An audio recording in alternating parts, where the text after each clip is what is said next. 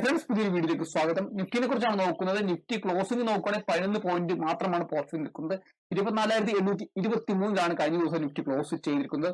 അപ്പോൾ നമ്മളിപ്പോ global market situation ഒക്കെ അനലൈസ് ചെയ്യുമ്പോൾ പോസിറ്റീവാണ് നിൽക്കുന്നത്. ഏകദേശം 100 പോയിന്റ് അടുത്ത് പോസിറ്റീവ് നിൽക്കുന്നുണ്ട്.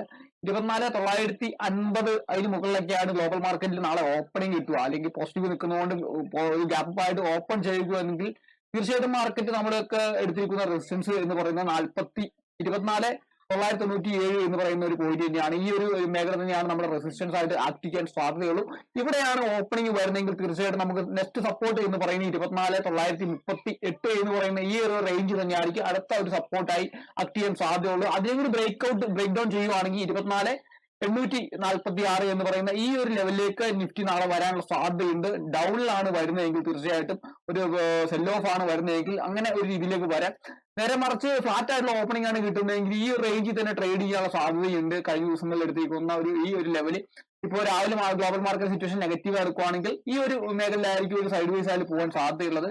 അപ്പോൾ ബ്രേക്ക്ഔട്ട് കിട്ടുവാണെങ്കിൽ ഏകദേശം പല രീതിയിൽ മുകളിലേക്ക് പോയി കഴിഞ്ഞാൽ 24,938 അതുപോലെ 24,997 25,000 എന്ന് പറഞ്ഞ ഈ റേഞ്ച് കൂടി നമുക്ക് പരിഗണിക്കാവുന്ന റേഞ്ചാണ്. നെഗറ്റീവിലേക്ക് നമ്മളിപ്പോൾ ചിന്തിക്കുന്നില്ല. അതുപോലെ തന്നെ നമുക്ക് നോക്കേണ്ടത് ബാങ്ക് നിഫ്റ്റിയുടെ ചാർട്ടാണ്. ബാങ്ക് നിഫ്റ്റി ചാർട്ടിലേക്ക് നോക്കുമ്പോൾ 50,993 എന്ന് പറയുന്ന ഒരു റേഞ്ച് തന്നെയാണ്. 52 പോയിന്റ് മാത്രമാണ് പോസിറ്റീവ് നിൽക്കുന്നത്. അവിടെ നമുക്ക് 51,000 എന്ന് പറയുന്ന ഒരു റെസിസ്റ്റൻസ് മേഖലയുണ്ട്. 51,000 തന്നെയാണ് ആ റെസിസ്റ്റൻസ് ഉള്ളത്. അതിന് മുകളിലേക്ക് നോക്കിയാൽ 51,200 എന്ന് പറഞ്ഞ റേഞ്ചും 51,500 എന്ന് പറഞ്ഞ സൈക്കോളജിക്കൽ ആയിട്ട് ലെവലുകളാണ് നമുക്ക് നാളത്തെ മാർക്കറ്റ് ഉണ്ടാവുക.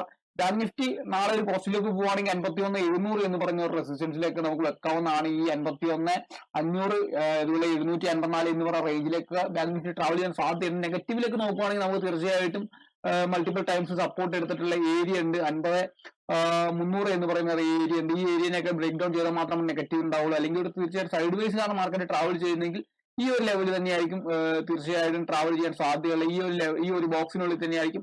സൈഡ് വൈസിലാണെങ്കിൽ മാർക്കറ്റ് ട്രാവൽ ചെയ്യാൻ സാധ്യതയുള്ളൂ. നാളെ നേരെ മിഡ് ക്യാപ്പിന്റെ എക്സ്പയറി ആണ്. മിഡ് ക്യാപ്പിൽ നമ്മൾ നോക്കുകയാണെങ്കിൽ തീർച്ചയായിട്ടും നമുക്ക് ഒരു ഹൈ എന്ന് പറയുന്ന 13,097 13,100 എന്ന് പറയുന്ന ഒരു ഹൈ തന്നെയാണ് മാർക്കറ്റിൽ കാണാൻ സാധിക്കുന്നത്. അതിലേക്ക് ബ്രേക്ക് ചെയ്ത് കഴിഞ്ഞാൽ പുതിയൊരു ഹൈയിലേക്ക് മാർക്കറ്റ് പോകും. പുതിയൊരു ഹൈ എന്ന് പറയുന്നത് 13,200 എന്ന് പറയുന്ന ഹൈ, അതുപോലെ 300 എന്ന് പറയുന്ന ഹൈയിലേക്ക് മാർക്കറ്റ് പോകാൻ സാധ്യതയുണ്ട്. അതുപോലെ തന്നെ നെഗറ്റീവ് സൈഡിലേക്ക് നോക്കുകയാണെങ്കിൽ 12,990 12,958 അതുപോലെ തന്നെ 12,876 എന്ന് ലെവലുകൾ സപ്പോർട്ട് ആയിട്ടുണ്ട്. അപ്പോൾ ഈ ലെവലുകൾക്ക് നാളെ സപ്പോർട്ട് ടെസ്റ്റ് ചെയ്യുന്നുണ്ടോ നോക്കുക.